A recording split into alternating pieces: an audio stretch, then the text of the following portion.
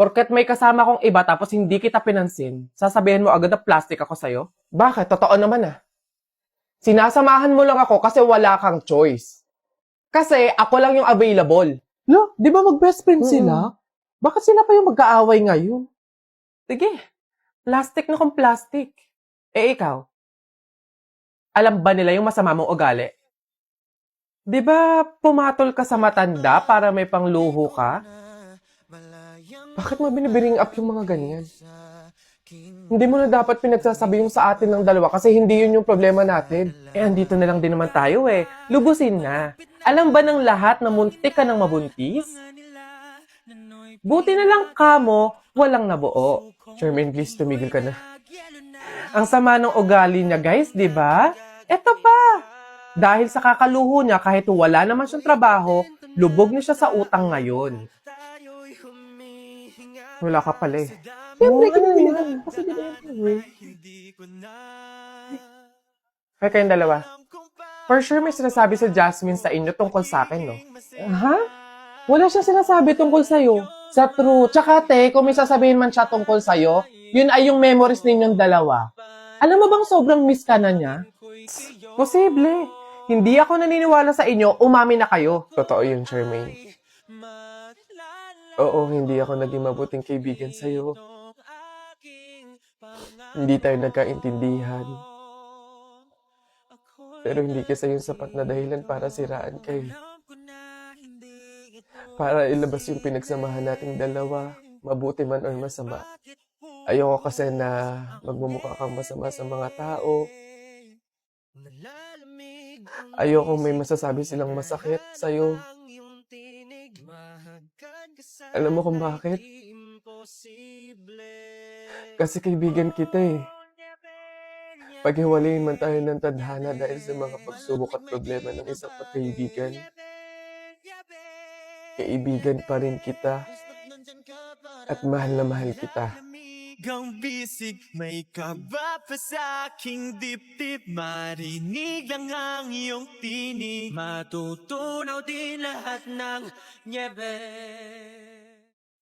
Huy, ang saya siguro pag naging superhero ka, no? Takte, pag talaga ako nagkaroon ng kapangyarihan, pipiliin ko talaga yung nalipad ako para pupunta ako sa iba't ibang bansa. Lalo ako, talaga, para maging superhero ako, pipiliin ko kapangyarihan yung yung malakas yung katawan, talaga bubuhati ko yung mga building, yung mga sasakyan, tsaka masasapa ko na si Hulk. Yan ako yung mga kapangyarihan yung napapangit ang bobodo, yung sa akin talaga malupit, astig. O pag ako naging superhero, talaga kapangyarihan ko yung invisible, talaga para pag naliligo si Crush si flip-top ka ng flip-top, wala ka namang laptop, eto piso, pabili ng lollipop! Don't touch me, kamay mong madumi.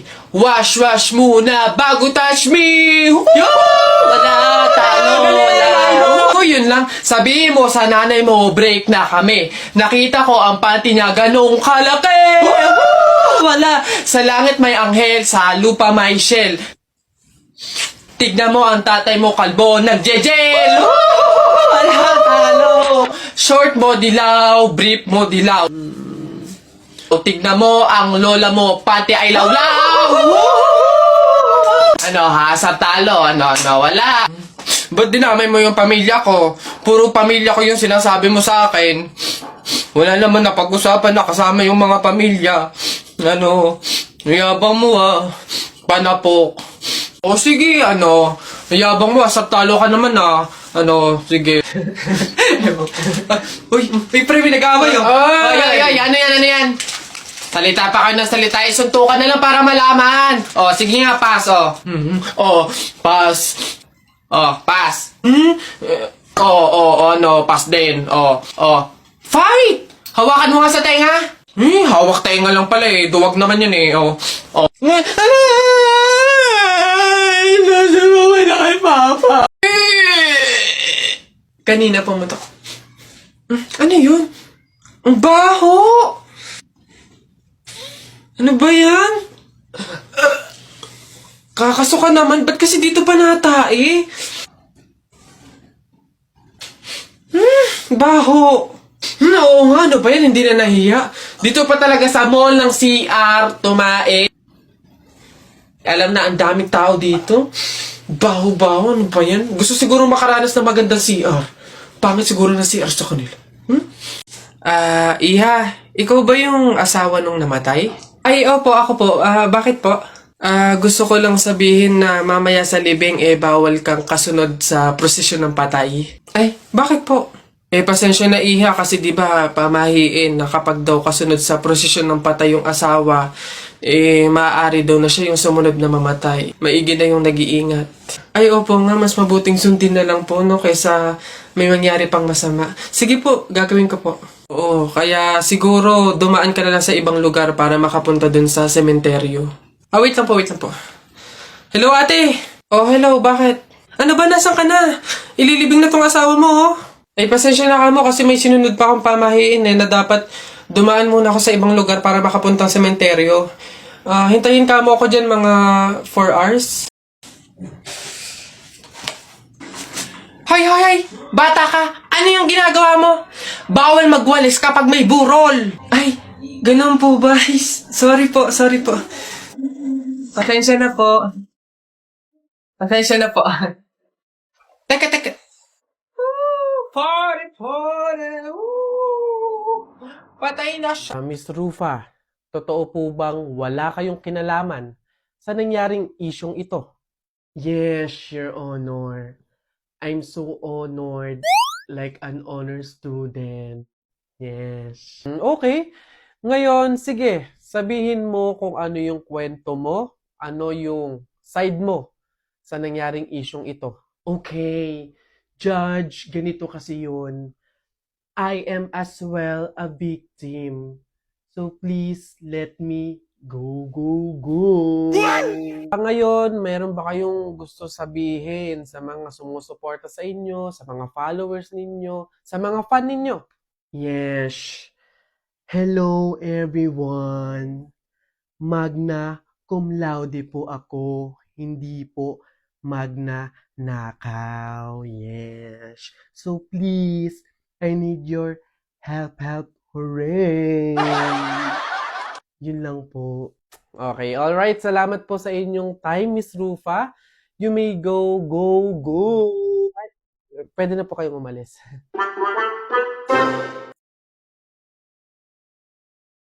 Teacher, may tanong po ako sa'yo kung talagang matalino ka sa math. Ay nako, Tutoy, bata ka pa mapapahiya ka na. Kaya nga math teacher mahusay sa math. Ano ba yung tanong mo? Halimbawa, teacher, meron akong 30 pesos. Tapos, bumili ako ng hamburger, 18 pesos isa. O, ilan yung sukli ko? Diyos ko, Tutoy, napakadali. 30 pesos minus 18. O, edi 12. 12 pesos ang sukli mo. Mali, teacher. Ha? Bakit? Paano mali? 2 pesos lang sukli ko. 20 lang kaya binayad ko. May nakita ka bang 30 pesos na buo? Bola. Talaga ba? Nak! Nay! Bakit? Mamaya bago ilibing yung lolo mo, kunin mo yung pera sa kamay niya, ha? Ha? Grabe naman, bakit kukunin? Kasi pamahiin daw, swerte daw yung pera na yun. Dali. Ay, totoo, Nay? Sige. Lo, tabi-tabi lang po muna, ha? Kukunin ko lang po yung pera kasi sabi po, swerte daw po yun. Hoy! Anong swerte? Walang makikinabang na swerte ko hanggang sa huli kong hantungan. Dadaya ng mga to, swerte. Ako na nga tong namatay, aagawan nyo pa ako ng swerte. Makaranas man lang ako ng swerte sa langit, no? Akin yan! Swerte. Ayan na. Uy, Cheryl, thank you so much sa pagbisita. Nag-enjoy talaga ako buong araw, promise. Welcome, Beb, at salamat naman sa pagpapatuloy mo sa akin, ha. Una na ako, ha. Bye. Bye, ingat.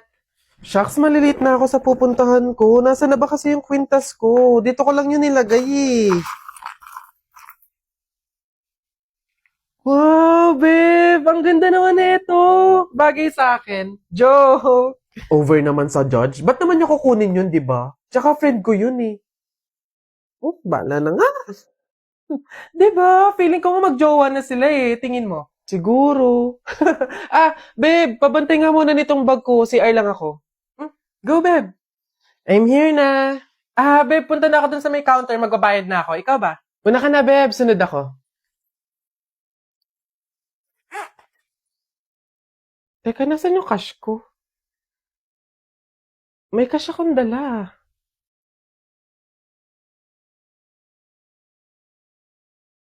Hindi kaya... Pero imposible. Imposible talaga. Kaibigan ko siya eh.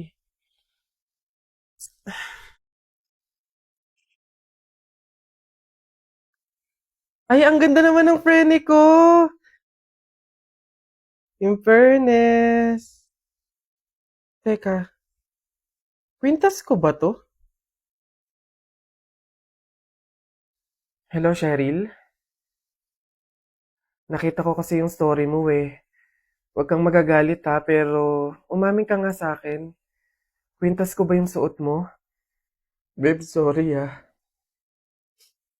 Siguro baka naiinggit lang ako kasi meron kang mga bagay na hindi ko mabili. Yung kwintas na kinuha ko sa'yo, ganong kwintas kasi yung gusto kong regalo sa nanay ko eh. Kaso nga lang mahal, kaya hindi ko mabili. May mga damit din akong nakuha sa'yo kasi sa tuwing nakikita ko yung mga kapatid ko na lalabas, wala man lang silang magagandang damit na naisusuot. Babe, sorry ha. Kasi yung pera na nawala sa bag mo, ako din yung kumuha nun. Binili ko kasi ng gamot tsaka ng pagkain si tatay eh. Kasi noong mga panahon na yun, nasa hospital siya. 1 linggo na kasi siyang may sakit. Babe naman, sana nanghingi ka na lang or nanghiram. Babe, tutulungan naman kita hanggat sa kaya ko eh. Kasi kaibigan kita. Babe, wala talaga akong mukhang maiiharap sa'yo. At wala akong ibang masabi kundi patawad. Kasi sa kabila ng pagkakaibigan natin eh, nagawa ko pa yun sa'yo. Pero nangangako ako na kapag ako nakaluwag-luwag, maiibalik ko din lahat yun sa'yo. Alam mo, ang hirap naman talaga ilaban ng buhay tsaka ng mundo eh. Ang daming mga kasamaan, pagsubok, kahirapan. Darating talaga sa punto na idadapa ka ng mga yun. Pero sa kabila ng yun, kahit hindi na natin alam yung gagawin natin, piliin pa din nating lumaban ng patas. Magpakabuti kahit hirap na tayo sa pagdadala ng buhay. Masaya sa pakiramdam yung ganun eh. Basta lagi nating tandaan na walang masama sa paghihintay. May kapanahunan lahat ng hinihiling natin.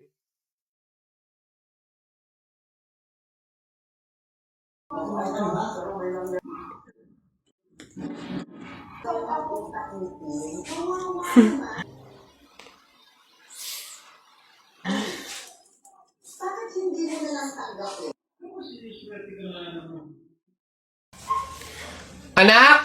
Oh, Nay. Kunin mo yung mga ginamit sa sugal ng burol ng lolo mo tapos sunugin mo. Nay, bakit? Basta masama yung pamahiin yun, gawin mo na lang. Yung mga baraha? Oo nga, basta lahat ng ginamit sa sugal, sunugin mo. Lahat ha? Sige, Nay.